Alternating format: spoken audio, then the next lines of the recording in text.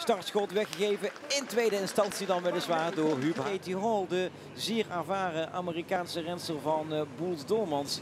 Uiteindelijk kan ze wel de koers vervolgen, daar ligt ze.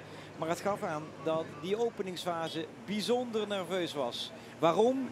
Hierom. Bij de eerste beklimming van de dag zijn de dames van team Sunweb bijzonder actief. Gaan met vieren voorin zitten en dat zorgt ervoor dat ze achterin 1 voor 1 er vanaf gaan. Op 16 kilometer van de streep het beslissende moment in de wedstrijd bij de kopgroep.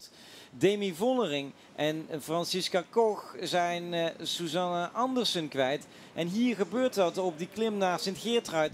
Hier dus het beeld van Demi Vollering met het cameraatje aan haar zadel. Nu omhoog! En deze twee vrouwen, allebei rijdend voor een Limburgs team, gaan uitmaken wie de overwinning pakt. Goede versnelling gereden, het is gedaan. Het is opnieuw een zege voor de dames van Bargetel Valkenburg.